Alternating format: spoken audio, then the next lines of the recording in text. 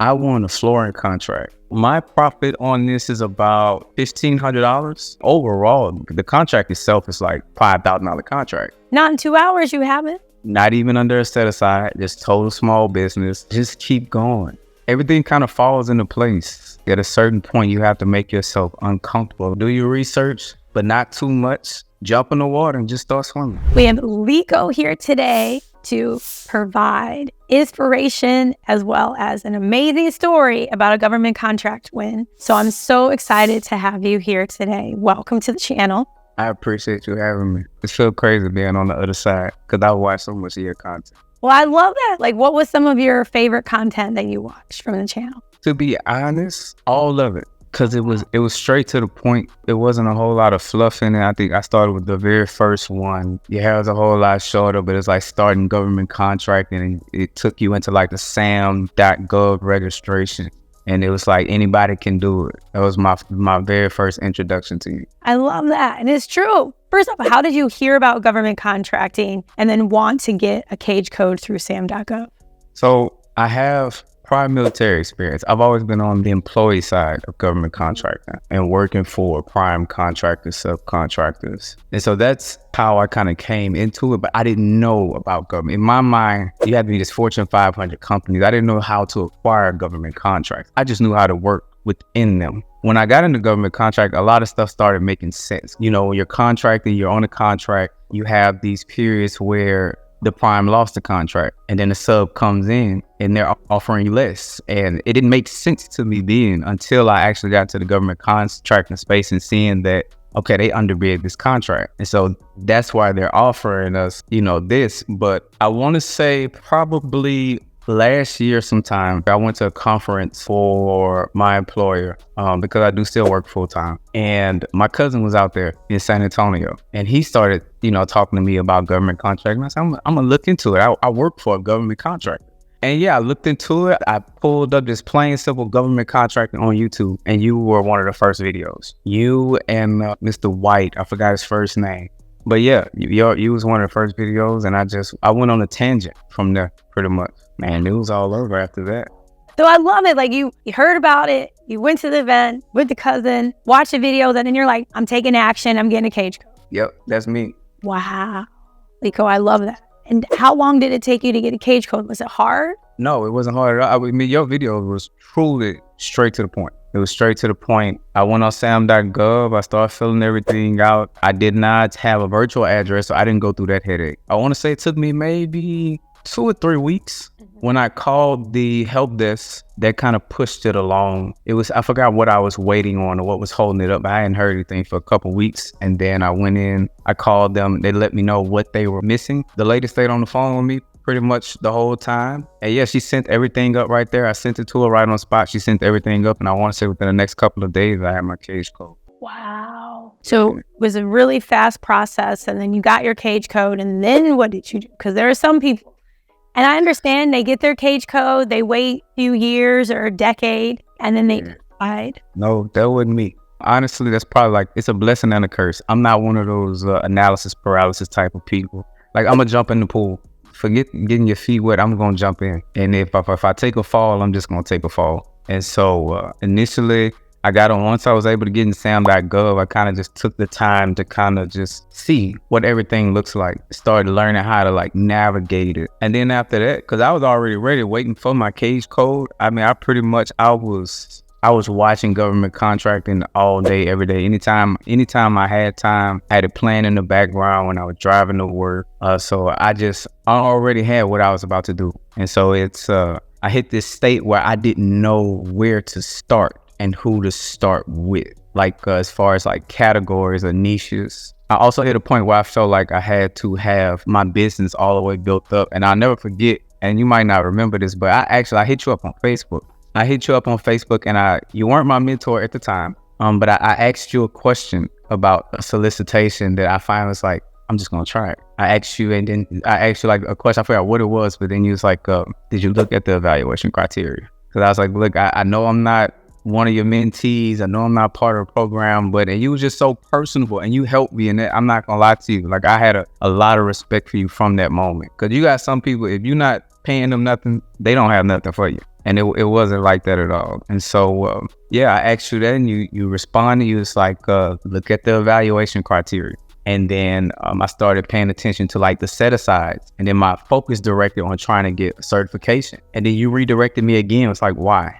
And once I kind of dropped all of that and I truly just started focusing on the evaluation criteria or the basis of award. Yeah, I submitted my first proposal. It was, I want to say my first proposal, I think it was for janitorial services. Okay. I want to say. And I was nervous because I just wanted to get everything right. Eventually I shook that off, and that was probably one of the best changes I could have made. It's just shaking off that I have to be this upstanding company. I have to have this already. Like, I was trying to get all the forms, the proposals, the capability statements. And yeah, you just keep telling me like evaluation criteria and just submit.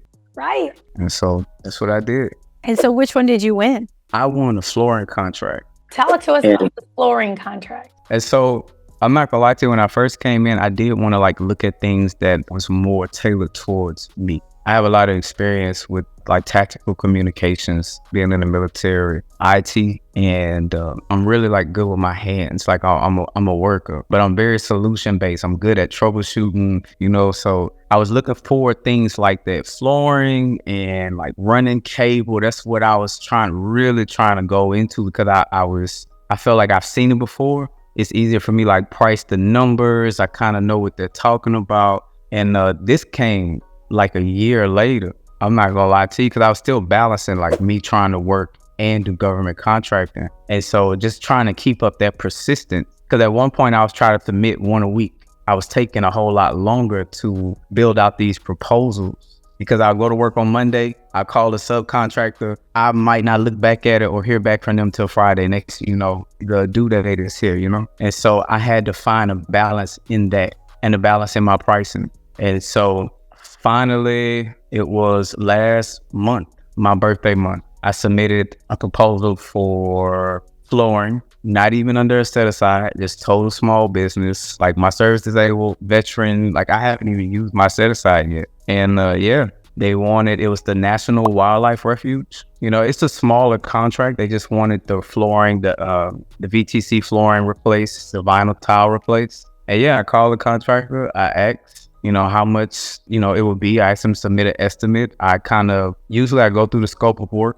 I take out exactly what they need, just straight to the point. This is what I need to get an estimate for. And I sent that over. They sent back the estimate. I submitted it. And I want to say like a week later, I received a notification from IPP saying my access had been granted, but I hadn't heard from anybody. But it made me nervous, because I'm like, well, what is this? And then like next morning, I got a call from the contracting officer, and he was like, yeah, you won this contract, and our pre-construction meeting is next week. Yes, I love this. And if you're okay with sharing, what's your profit on this?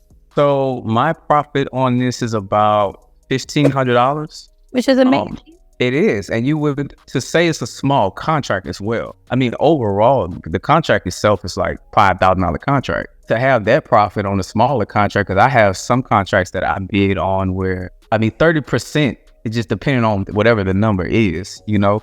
And so I tacked off $1,500 and they gave it to me. Yeah. But that's amazing, because how many people that are watching right now have you legally made $1,500 like that? You haven't. I would not say in 2 most hours. people, not in 2 hours. You haven't. You may have to drive Uber, do some type of delivery, have some kind of side hustle to make $1,500. Right. There are people that may not even make $1,500 a month. It's a lot of money. So I applaud you. I appreciate it. And what has it been like working with this subcontractor? Honestly, it's been really nice. I'm not gonna lie to you, we ran into some hiccups.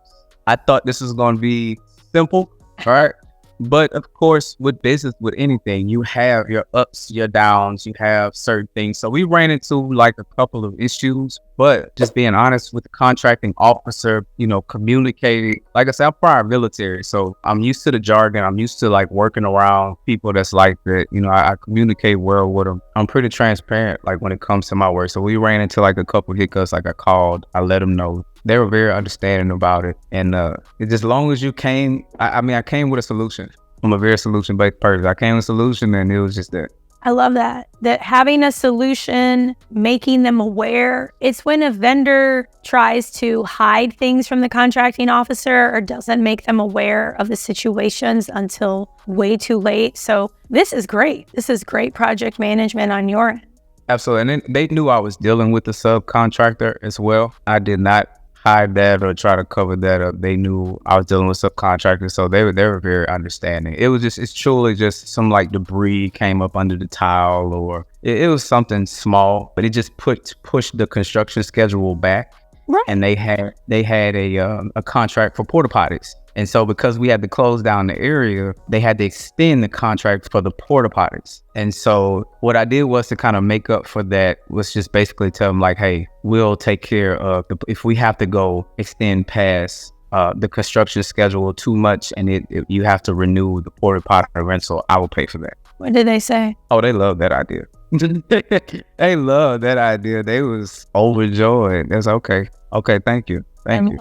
Appreciate that. I appreciate you letting us know. I appreciate you having a solution. And so, yeah, really nice. And Lico, have you asked them for more work? I have not asked them for more work yet. I'm trying to get through this first one unscathed. To be very honest with you.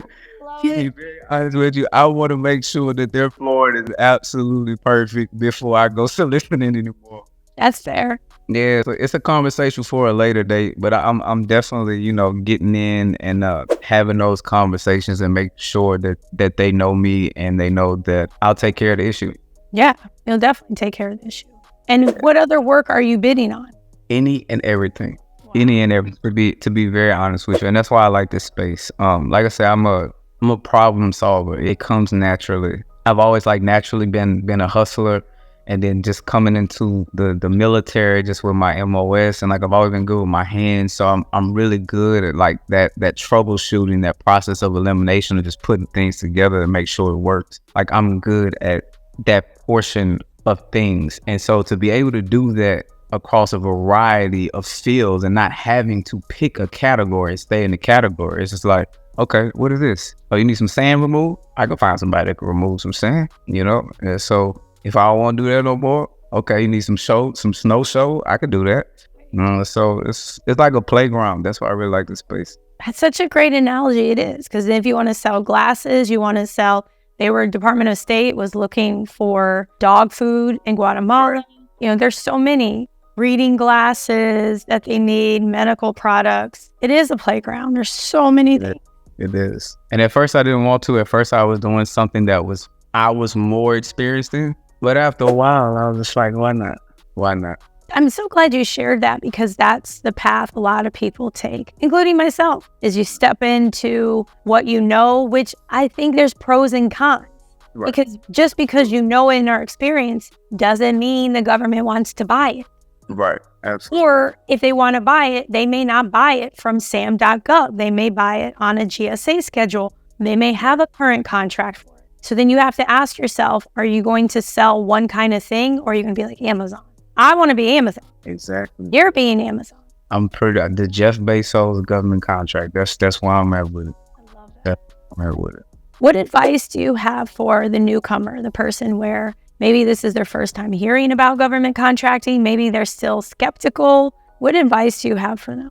Simply put, and it might sound very cliche, but just keep going. I kept hearing it. I kept hearing, keep going. You really doubled down on just being persistent. And it wasn't until I did get to the point where I can go over an evaluation criteria within 15 minutes. And then, call a subcontractor. When I started getting faster and looking at exactly what they need and not getting, because I used to get stuck on looking at all the paperwork. It was intimidating. And it was a lot. You get caught up in the FARs and all that type of stuff, and what they need before you get the contract and all of this stuff. And it was very overwhelming at a point. And I got to the point where I just got real, just black and white, cut and dry. Exactly what I need from the evaluation criteria, so that I was able to kind of cut that time down from 2 hours or all day event to maybe 15, 30 minutes. I'm calling the subcontractor in about 45, because, I've read over the scope of work, because that's usually what I do. I just get the scope of work, pick from it so I can give it to the subcontractor.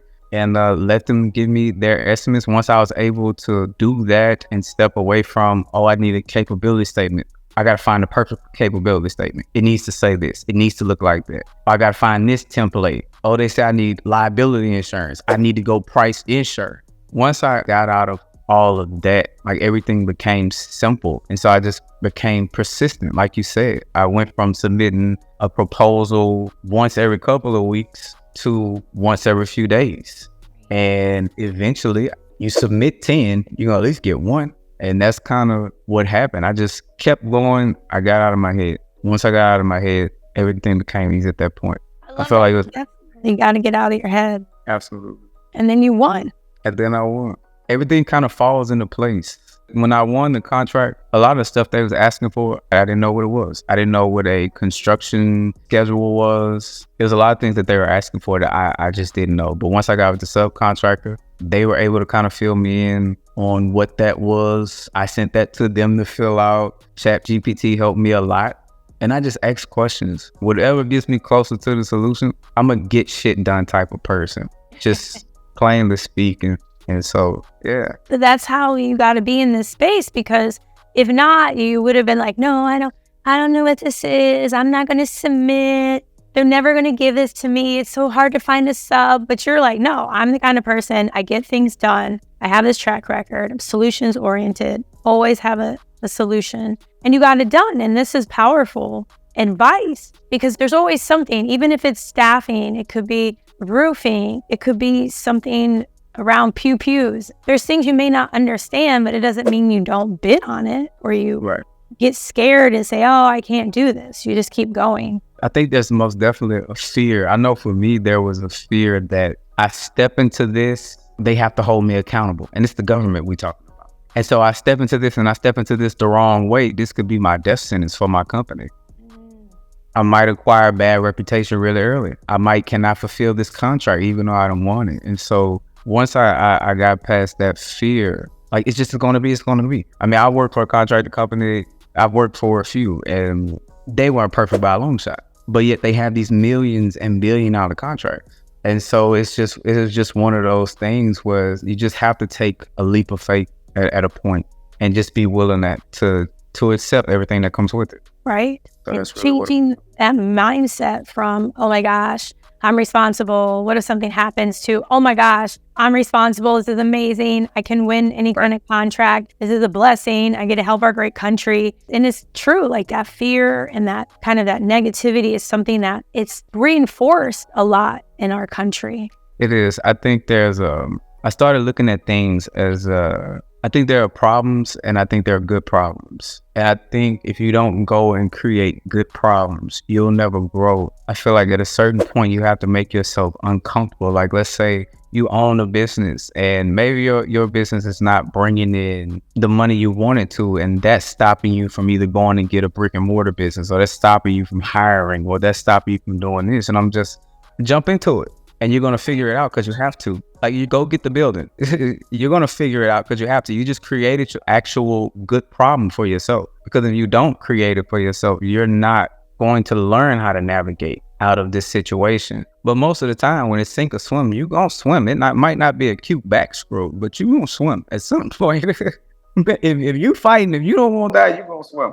And so that's how I look at it, to be very honest. I love that. It might not be a cute backstroke, but you're still swimming. You're not drowning. Not today. Not today. No, not today. So, Liko, how can people get in contact with you? Because they're going to want to reach out. They're going to want to know more. So you can contact me at my email, which is floors, as in FLEURS, like the floor delete. Corporations, plural with an S, at gmail.com. My social medias right now are very, they're personally tailored. And so until I build my own professional social media, I won't be giving those out. Okay. But you can definitely reach me by email. Yeah, that's it. Well, I appreciate that. And I am just so grateful to have you on today. I do remember our exchanges. I remember your Facebook, the image on there. And again, so proud of you because you learned, you applied, you adjust. You didn't say, oh, I didn't win these contracts, I'm done. You adjusted. You adjusted your profit you talked about. You pivoted into different areas. And that's what everybody needs to do. And you can learn more here if you want. winnerswaybook.com, winnerswaybook.com. Absolutely. Mine's upstairs. I went through it twice. But I just want to say I appreciate you too. I appreciate you having me. Honestly, I appreciate all the content. You actually put out really good content for nothing. And that means a lot because you get a lot of fluff. You'll get just enough in order to buy the program, but not you. And I'm talking about you pumping them out. Like every day is a different kids video. So I was able to find something. And so I appreciate you. I respect you. Thank you for just, for even communicating with me before you even knew who I was and before I got into your classes. I want to say thank you. Well, thank you. And I appreciate that compliment. So sweet of you. And thank you for, again, taking action, for being here to show people it's possible. When I talk about everything is possible, is no BS. Like, I firmly believe and know this. I know this in my deepest being, and you are a testimonial to it. So I appreciate you. Absolutely. Everything and anything is possible. All you got to do is just reach out and grab it. I'm from Baton Rouge, Louisiana. I'm a hustler, serial entrepreneur. I mean, everything I know is self-taught. I don't know everything by a long shot, but if it's out there and it's a problem, there is a solution. You just got to find it. Yeah, just do your research, but not too much. Jump in the water and just start swimming. I love that. That is so beautiful. Thank you again, Liko, for being here. Pick up the book if y'all haven't gotten it, winnerswaybook.com. And like, subscribe, hit the notification button. And as always, everything is possible. Until next time. Thank you. Absolutely. Thank you, kids.